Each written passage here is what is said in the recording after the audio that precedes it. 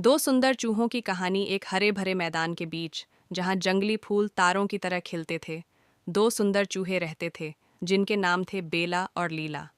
बेला सुनहरे भूरे रंग की थी, उसकी चमकती हुई हरी आंखें थीं। लीला मुलायम ग्रे फर वाली थी, जिसकी नाक पर एक सफ़ेद निशान था जो दिल की तरह दिखता था। दोनों सबसे अच्छी दोस्त थीं, अपनी दयालुता और साहसी स्वभाव के लिए पूरे मैदान में जानी जाती थीं।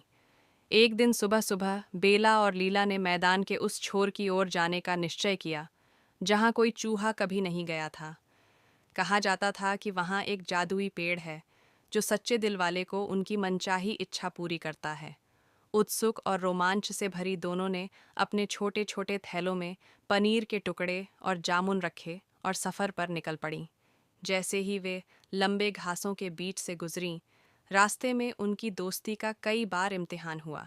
सबसे पहले उन्हें एक बहती हुई छोटी नदी मिली जो इतनी चौड़ी थी कि वे छलांग नहीं लगा सकती थीं।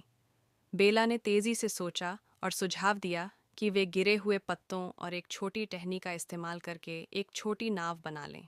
लीला, भले ही थोड़ी डरी हुई थी, ने बेला पर भरोसा किया और अपनी पूंछ से नाव को सही दिशा में चलाने में मदद की।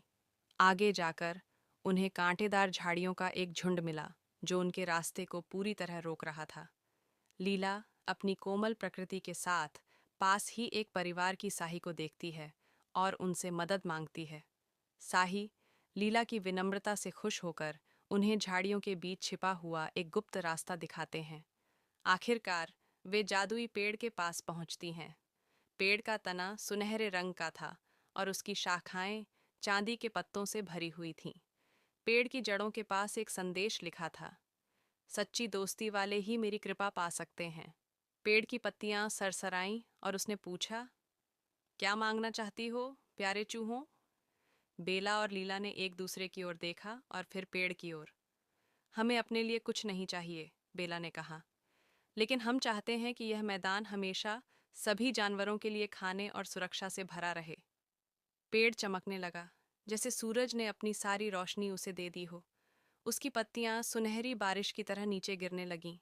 पेड़ ने कहा, तुम्हारी सच्ची दोस्ती और दयालुता से मैं बहुत प्रभावित हूँ। तुम्हारी यह इच्छा हमेशा पूरी रहेगी।